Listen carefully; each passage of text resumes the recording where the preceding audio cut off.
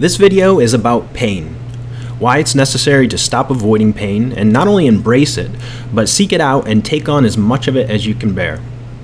The idea isn't mine. I got it from Nietzsche, Schopenhauer, David Goggins, Jordan Peterson, Joe Rogan, Jim Rohn, and many other great men. They all preach their version of the following. The path of healthy pain is the path of success. Meaning, if you learn to enjoy the healthy forms of pain, or at least consistently seek out those forms of pain and take on as much of it as you can bear, you will avoid a lot of unnecessary suffering, gain heroic rewards, and become something at very least resembling the best version of yourself. Jim Rohn said, everyone must choose one of two pains, the pain of discipline or the pain of regret. Thoreau said, most men lead lives of quiet desperation. And I think that's true, but why? Here's Joe Rogan's take on it. Well, that's Thoreau's quote, that most men live lives of quiet desperation. It's one of my favorite quotes ever because it's true. And I've been that guy. So whatever you're doing, you have to do it like your life depends on it. And whether it is you're trying to be an author and if you're gonna try to be an author and you're working 8 hours a day plus commuting plus family responsibilities or whatever else you have, whatever time that you have to attack like you're trying to save the world. You're trying to save your life. You don't want to drown. That 1.5 hours a day that you have to write, God damn, you better be caffeinated and motivated. You got to go. You got to get after it. And you got to have discipline. Most people don't have those things. Most people don't understand what it's like to really go for something. And to know that the consequences of not doing that are horrific. Then you're desperate and you're quiet. So Joe Rogan says they're living lives of quiet desperation. And why? Lack of discipline. Nietzsche, Schopenhauer, Goggins, Peterson, Jocko, and pretty much anyone with half a brain would agree. And why do people fail to become disciplined? Because it's painful. And we all instinctively avoid pain, even though it's that healthy pain which liberates us from the worst suffering. And speaking of which, Schopenhauer believed that all life is suffering and said, life without pain has no meaning. Life requires pain, and healthy pain can certainly give meaning to your life. You either willingly put yourself into a healthy form of pain, or you'll suffer much worse pain in the future as a result. Here's a couple examples. If you embrace the pain of discipline to eat a healthy diet and work out regularly, you'll avoid the future pain of becoming obese, diabetic, unattractive, and unhealthy physically, mentally, and in a wide variety of ways. If you choose to consistently suffer through the embarrassment of driving an old beater of a car, living in a less desirable neighborhood, diligently budgeting, sucking it up, and pushing past the fear of rejection and closing those clients or negotiating with your boss for a higher salary, etc., you'll avoid the hellish suffering of insurmountable debt, low income, which conveniently comes with low self-esteem, so on and so forth. And not only do you avoid future suffering in those scenarios, you gain health and prosperity. You become more attractive as you lose weight and gain muscle, experience more fulfillment, more happiness, more self-respect, wealth, and so much more. Nietzsche said, who can attain anything great if he does not feel in himself the force and will to inflict great pain? But are there many honest people who will admit that it is pleasing to give pain? He also said, that which does not kill us makes us stronger. This is something they pounded into our heads in the Marine Corps, along with Chesty Puller's famous line, pain is just weakness leaving the body. People get upset with me because I bring in religious themes, but I understand some things about mythology and religion. And it's not an accident that the axiomatic Western individual is someone who was unfairly nailed to a cross and tortured. It's like, yes, right, exactly. So what do you do about that? Well, I thought about that for a long time too. It's like, well, you don't get together in a damn mob, because all that does is allow you to be as horrible as you could possibly imagine and suffer from none of the consequences. That's a bad idea. So how about we don't do that? Well, there's a deep idea in the West too. It's like, pick up your damn suffering and bear it and try to be a good person so you don't make it worse. What do you do about that? Well, you accept it. That's what life is like. It's suffering. That's what the religious people have always said. Life is suffering. Yes. Well, who wants to admit that? Well, just think about it. Well, so what do you do in the face of that suffering? Try to reduce it. Start with yourself. What good are you? Get yourself together for Christ's sake, so that when your father dies, you're not whining away in a corner, and you can help plan the funeral, and you can stand up solidly so that people can rely on you. That's better. Don't be a damn victim. Of course you're a victim. Jesus, obviously. Put yourself together.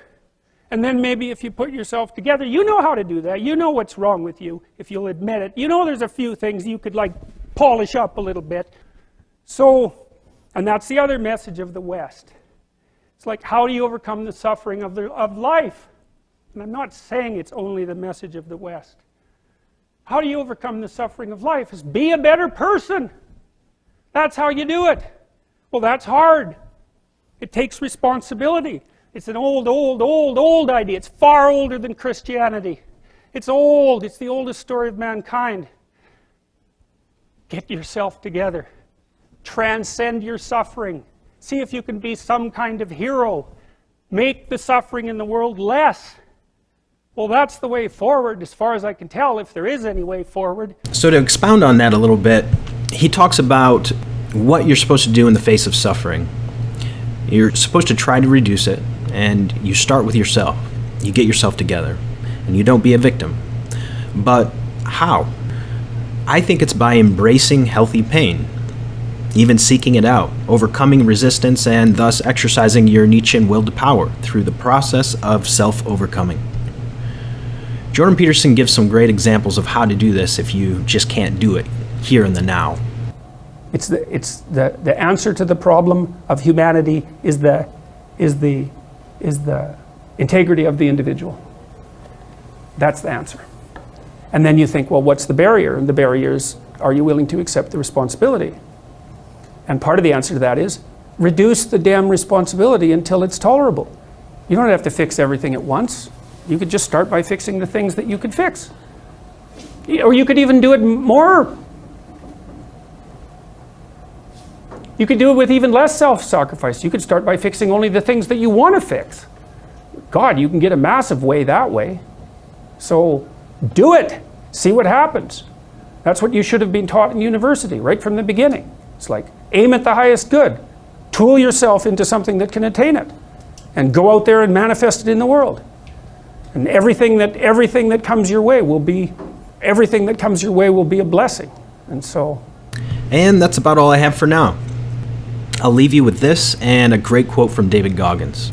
To master life and squeeze every drop of health, prosperity, and joy out of it, you need to stop avoiding pain and instead hunt it down. Chase it like your life depends on it, because it does. Embrace it, commune with it, and even enjoy your time with it if you can.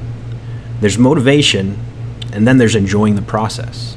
And enjoying the process, pain and all, will give you much more than motivation alone could ever offer. Without pain, there is no accomplishment, no achievement, great or small. Without pain, there's no satisfaction, fulfillment, or actualization. Without pain, there is no self-overcoming, no individuation, no wholeness. But with it, you'll find all of the above. Now here's that quote from David Goggins. From the time I was born into the time I was 19 years old, my life had these hurdles. I constantly hit obstacles. Obstacle after obstacle after obstacle.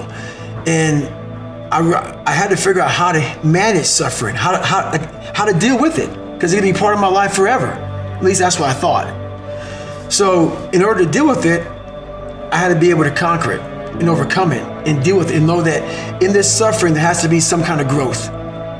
With every obstacle, I look at it as friction now. Without friction, there is no growth. You have to have friction in your life to grow. So I start looking at all these different things versus the woe is me mentality. Like, oh my God, look at my life. My life's so fucked up. I come from this fucked up family. I'm being beaten. I'm being abused mentally, physically. I start looking at it as the perfect trial ground.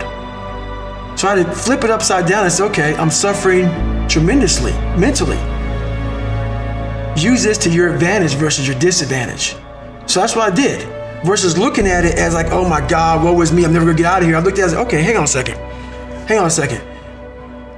If I can overcome this, if I can find some power in this, some way to get through this, that right there will be the fuel for the rest of my life. And so I found great strength in suffering. Great strength in it because why? Through all of that, it started to callous my mind over the victim's mentality. This whole thing about suffering, yeah, it sucks. Really bad. Really, really bad. But we all live on this side of suffering.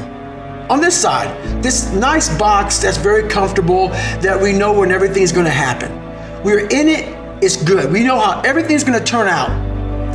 It's those few people who are willing to go on this side of suffering. And once they get through that, ask him how he feels now. His mind, how far he grew. In that short period of time, he grew so much more than the normal person because he was willing to go outside himself. Because on the other end of suffering is greatness.